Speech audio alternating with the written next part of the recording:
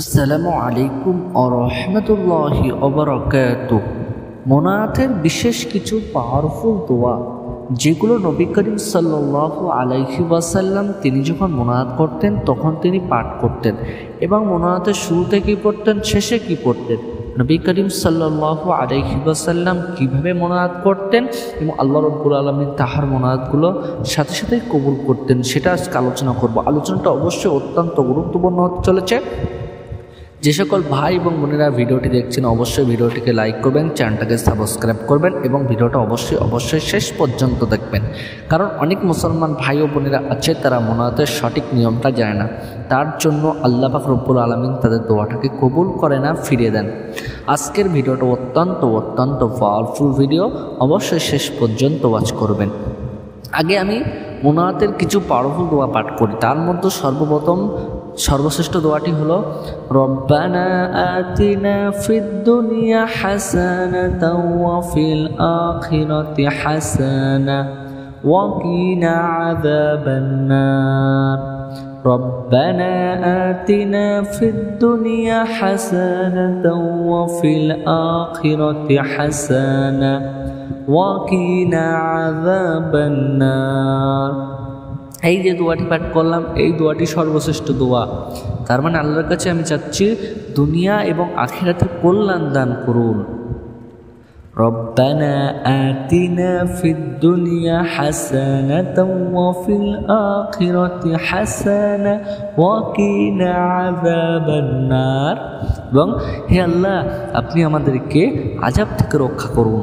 অনেক পাওয়ারফুল শক্তিশালী দোয়া। অবশ্যই আপনারা যখন মোনাজাত করবেন, মোনাজাতের সময় এই দোয়াটি পাঠ করবেন। দ্বিতীয় নম্বর যে দোয়াটি পাঠ করবেন সেই দোয়াটি হলো নবী ইউনুস আলাইহি ওয়াসাল্লাম যখন মাছের পেটে চলে গিয়েছিলেন তখন নবী ইউনুস আলাইহি ওয়াসাল্লাম এই দোয়াটি পাঠ করেছিলেন, আল্লাহ তাকে মুক্তি দিয়েছিলেন। সেই দোয়াটি হলো লা ইলাহা ইল্লা আনতা সুবহানাকা ইন্নী কুনতু মিনাজ জালিমিন। লা ইলাহা ইল্লা আনতা সুবহানাকা ইন্নী কুনতু মিনাজ জালিমিন। এই দোয়াটি নবী ইউনুস আলাইহি ওয়াসাল্লাম পাঠ করেছিলেন, আল্লাহ পাক রব্বুল আলামিন সাথে সাথেই তাকে মাছের পেট থেকে মুক্তি দিয়েছিলেন। এই দোয়াটি হলো ইসমে আজম দোয়া। এই দোয়াটি আপনারা বেশি বেশি করে পাঠ করবেন।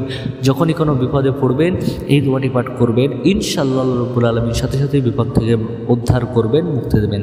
তৃতীয় নম্বর যে দোয়াটি করবেন এই দোয়াটি হলো ইস্তিগফার দোয়া। খুবই পাওয়ারফুল দোয়া। নবী করিম সাল্লাল্লাহু আলাইহি ওয়াসাল্লাম প্রতিদিন 70 বারের চেয়েও বেশি করে আস্তাগফিরুল্লাহ পড়তেন। তাহলে আমরা তো গুনাহগার, আমরা কতবার পড়তে হবে আপনারাই এটা বুঝতে পারছেন। সেই দোয়াটি হলো আস্তাগফিরুল্লাহাল্লাযী লা ইলাহা ইল্লা হুয়াল হাইয়ুল কাইয়্যুম ওয়া আতুবু ইলাইহি। এই ইস্তিগফার দোয়াটি আপনারা বেশি করে পাঠ করবেন, তাহলে আল্লাহ পাক রব্বুল আলামিন আপনাদের সকল প্রকার গুনাহ থেকে মুক্তি দেবেন। আল্লাহ রব্বুল আলামিন আপনার দোয়াগুলো কবুল করে নেবেন ইনশাআল্লাহ। এবারে জানুন মোনাজাতের শুরুতে কি পড়বেন, শেষে কি পড়বেন। নবী করিম সাল্লাল্লাহু আলাইহি ওয়াসাল্লাম হাদিস শরীফে জানিয়েছেন, যে ব্যক্তি মোনাজাতের শুরুতে শেষে এই দোয়াটি পাঠ না করবে আল্লাহ পাক রব্বুল আলামিন সেই ব্যক্তির দোয়াটা ফিরিয়ে দেন, কবুল করেন না। তাই জন্য আমি সকল মুসলমান ভাই ও বোনদের কাছে আন্তরিক রিকোয়েস্ট করে বলবো, আপনারা যখন মোনাজাত করবেন মোনাজাতের শুরুতে এবং শেষে একবার হলেও এই দোয়াটি পাঠ করবেন, না হলে আল্লাহ পাক রব্বুল আলামিন আপনাদের মোনাজাতটাকে কবুল করবেন না, ফিরে দেবেন।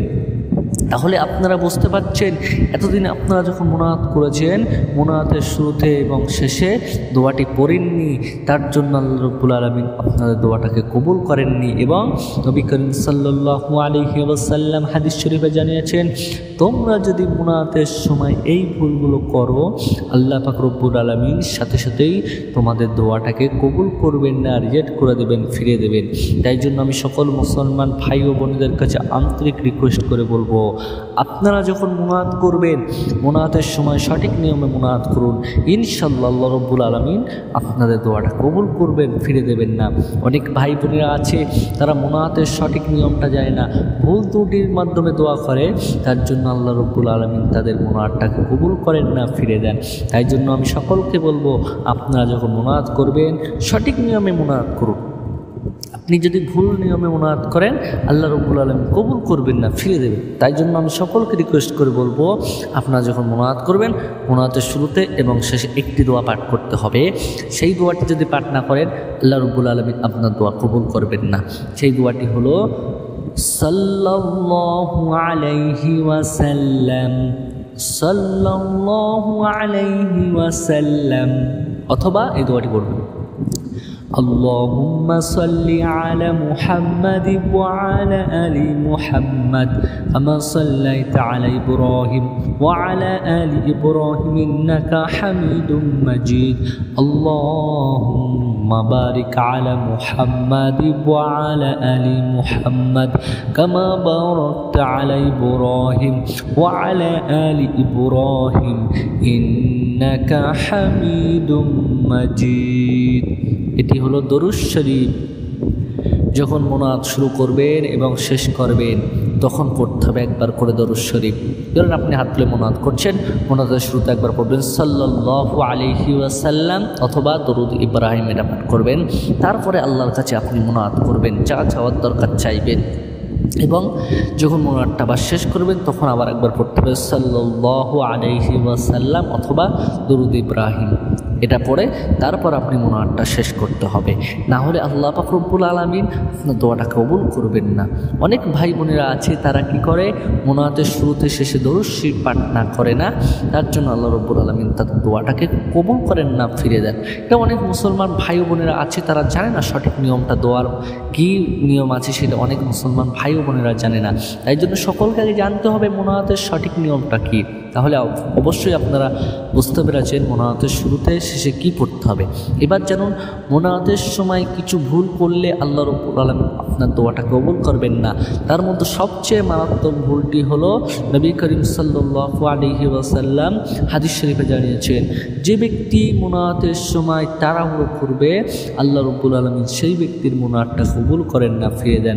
তাড়াহুড়ো করে মুনাজাত করলে মহান আল্লাহ তাআলা রাব্বুল আলামিন আপনার প্রতি রাগান্বিত হয়ে যান, মুনাজাতটা কবুল করেন না, ফিরে দেন। দ্বিতীয় নম্বর যে ভুলটি হলো, আপনারা যখন মুনাজাত করবেন মুনাজাতের সময় আপনাদের মনে একই বিশ্বাস থাকতে হবে।